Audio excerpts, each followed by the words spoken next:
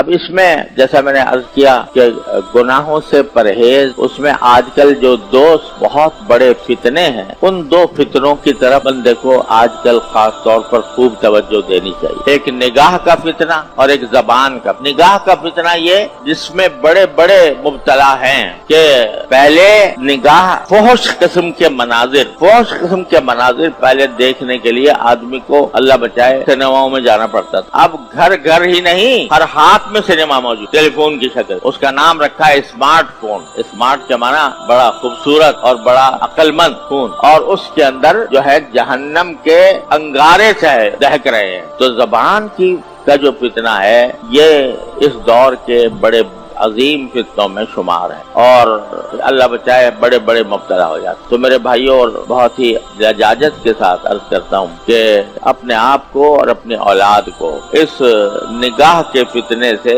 بچائیں، کیونکہ نگاہ کے بارے میں کہا گیا ہے کہ یہ ابلیس کا ایک تیر ہے، شیطان کا ایک تیر ہے، اور اس کے غلط استعمال کے نتیجے میں بندہ اللہ تعالیٰ سے دور ہوتا چلا جاتا ہے۔ جتنا غلط استعمال کرے گا اتنا ہی دور ہوگا۔ دوسرا ایک بہت بڑا فتنہ ہمارے دور کا وہ ہے زبان کا۔ زبان اللہ تبارک و تعالی نے ایسی چیز عطا فرمائی ہے کہ اگر ہم چاہیں تو اس کے ذریعے جنت کے خزانے اپنے نامہ اعمال میں ڈال سکتے۔ زبان سے اللہ کا ذکر کر لیا، سبحان اللہ ایک مرتبہ کہہ لیا، ایک مرتبہ سبحان اللہ کہنے سے بھی نامہ اعمال کا پلہ بھر جاتا، ہر اللہ کے ذکر کے ساتھ۔ تو اللہ نے یہ نعمت اس لیے دی ہے کہ ایک سیدھی سچی بات ہم دوسرے تک پہنچا دیں، اپنا معافی ضمیر دوسرے پر واضح۔ جن کو یہ نعمت میسر نہیں ہے ان سے دیکھو ان کے اوپر کتنی بے چینی ہو، لیکن اللہ نے ہمیں یہ نعمت دے دی۔ اس کو غلط استعمال اس کا کیا ہے کہ جھوٹ بولنا، خلاف واقعہ بات کہنا، یا غیبت کرنا، یا بہتان لگانا، الزام لگانا کسی کے اوپر بغیر کا۔ اور جھوٹ کی ایک شکل یہ بھی ہے، جھوٹ کی ایک شکل رسول کریم سرور دو عالم صلی اللہ علیہ وسلم نے ارشاد فرمائی کہ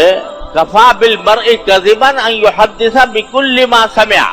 انسان کے جھوٹ کے لیے یہ بات کافی ہے کہ وہ جو بات بھی اس کے کان میں پڑ جائے اس کو آگے چلتا کر دے بغیر تحقیق کیے۔ یہ بھی جھوٹ، یہ بھی گناہ ہے۔ افواہیں پھیلائی جاتی ہیں، ان افواہوں کو بغیر تحقیق کے آگے بڑھا دینا یہ بھی گناہ ہے، گناہ عظیم ہے۔